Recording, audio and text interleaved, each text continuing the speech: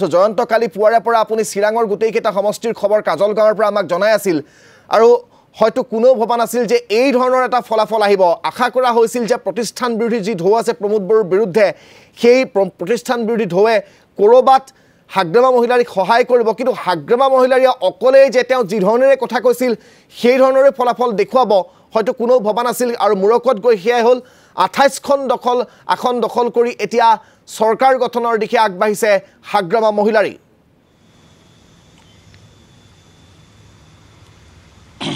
হয় ৰাজদীপ, ক'ব লাগিব যে সঁচাকৈ হাগ্ৰামা মহিলাই যি যাদুৰ লাঠি কাম কৰিলে। কাৰণ সকলোকে আশ্চৰ্যজনকভাৱে সকলো হতচকিত কৰি হাগ্ৰামা মহিলাই ২৮খন আসন লাভ কৰি একক সংখ্যাগৰিষ্ঠতে BTCৰ চৰকাৰ গঠন কৰিবলৈ আগবাঢ়িছে। হয়, আমি নিৰ্বাচনী প্ৰচাৰৰ সময়তে আমি বহুতবাৰ আমি UPPLৰ নেতা তথা BTCৰ প্ৰাক্তন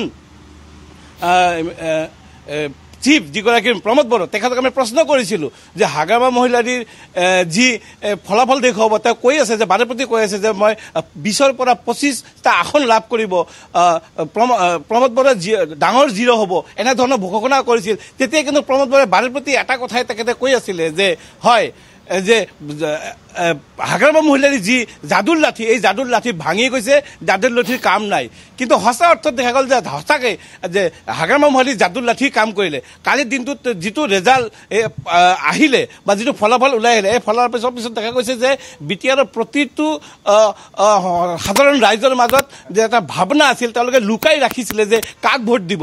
আৰু সেই ফলাফল কিন্তু আজিৰ দিনটো পোহৰলৈ আহিলে যে এখন দুখন নহয় ২৮খন আসনত তেওঁলোকে চৰকাৰ গঠন কৰি আসনত তেওঁলোকে জয়লাভ কৰি চৰকাৰ গঠন কৰিবলৈ আগবাঢ়িছে। কিছু সময় পিছত আমি খবৰ লাভ কৰিছোঁ যে হাগ্ৰামা মহিলাৰে তেখেতৰ যি ৰিচৰ্ট চিৰাঙৰ বাথৌখেৰাই তেখেতে সম্বোধন কৰিব, তাতে গোটেইখিনি প্ৰকাশ কৰিব। কিন্তু এটা কথা ক'ব লাগিব যে বিজেপি ফালৰ পৰা যি ধৰণে মুখ্যমন্ত্ৰী বা প্ৰতিখন জিলাই তেওঁলোকৰ যি মন্ত্ৰী বিধায়কক নিয়োগ কৰিছিলে, কোনো এজন মন্ত্ৰী বা বিধায়কৰ কাম নজৰে। শেষ মুহূৰ্তত ক'বলৈ গ'লে আমাৰ নামনি অসমৰ কোকৰাঝাৰ জিলাই হওক বা চিৰাং জিলাই হওক, তেওঁলোকৰ বিজেপিৰ কেইবাটাও পাৰিষদ আছিলে, কিন্তু শূন্যলৈ এতিয়া গতি কৰিছে। কাৰণ কোকৰাঝাৰ জিলাৰ ফকীৰাগাঁৱত যিগৰাকী বহু চৰ্চিত বহুবল্কী যিগৰাকী পাৰিষদ আছিলে বিজেপিৰ অৰূপ কুমাৰ দে, তেখেতেও ইতিমধ্যে পৰাজয় বৰণ কৰিছে BPFৰ প্ৰাৰ্থীৰ ওচৰত।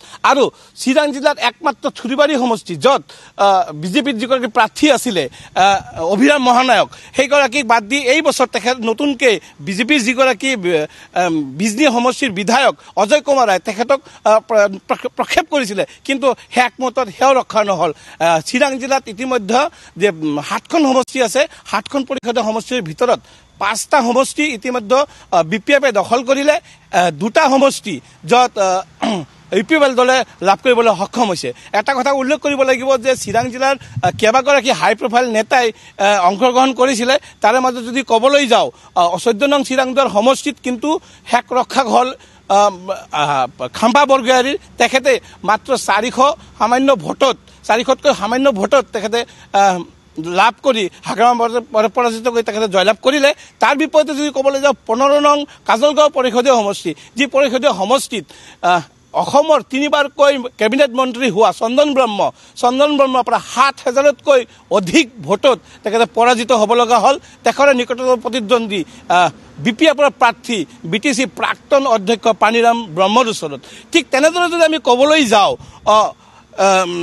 সুবাইজাৰ সমষ্টিতো কিন্তু ধীৰাজ বৰগোহাঞি যিগৰাকী প্ৰাৰ্থী আছিলে, পূৰ্বৰে পৰা অনুমান কৰা হৈছিলে, আমি কেইবাবাৰো যেতিয়া আমি বাতৰি প্ৰকাশ কৰিছোঁ তেওঁ পূৰ্বৰে পৰা অনুমান কৰি আছিলোঁ যে ধীৰাজ বৰগোহাঞি যিগৰাকী প্ৰাৰ্থী আছে সুবাইজাৰ সমষ্টিত, তেখেতেও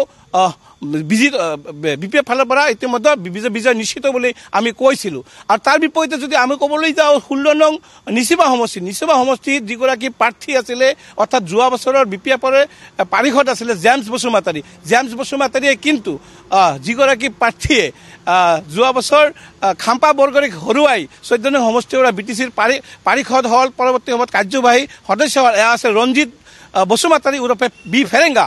তেখেতে কিন্তু 2টা সমষ্টিত অৱতীৰ্ণ হৈছিলে।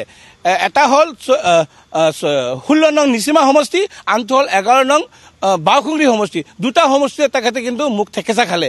এক মুহূৰ্তত ক'ব লাগিব যে এই মুহূৰ্তত BTCৰ যিটো ফলাফল, এইটো ফলাফল কিন্তু UPPL দলে কেতিয়াও আশা কৰা নাছিলে যে এনেধৰণৰ তেওঁলোকে শোচনীয়ভাৱে পৰাজিত হ'ব। বা বিজেপিৰ কথাই যদি ক'বলৈ যাওঁ, বিজেপিয়ে যি ধৰণে হাই প্ৰফাইল নেতা মুখ্যমন্ত্ৰীয়ে কেইবাটাও চিৰাং জিলাতে প্ৰায় 5টাতকৈ অধিক তেখেতে নিৰ্বাচনী সভাত অংশগ্ৰহণ কৰিছিলে, কিন্তু শেষ মুহূৰ্তত দেখা গ'ল যে চিৰাঙত যি ধৰণে আশা কৰিছিলে বিজেপিয়ে সেয়া নহ'ল। আৰু এই মুহূৰ্তত যদি আমি সামগ্ৰিকভাৱে যদি ক'বলৈ যাওঁ, কোকৰাঝাৰ জিলাই হওক বা চিৰাং জিলাই হওক, বাক্সাই হওক, তামোলপুৰে হওক বা ওদালগুৰিতে হওক, এই প্ৰতিটো জিলাতে কিন্তু শেষ মুহূৰ্তত বিজেপিৰ বিপৰীতে বা UPPLৰ বিপৰীতে BPF দলৰ যিসকল প্ৰাৰ্থী তেওঁলোকে কিন্তু শেষ হাঁহি মাৰিলে আৰু এক বৃহৎ জয় লাভ কৰি BPF দলৰ মুৰব্বী যিগৰাকী হাগ্ৰামা মহিলাৰী তেখেতে এতিয়া চৰকাৰ গঠন নিঃসন্দেহে জয়ন্ত দেৱনাথ, আপোনাক এই মুহূৰ্তত আমি ধন্যবাদ জ্ঞাপন কৰিছোঁ।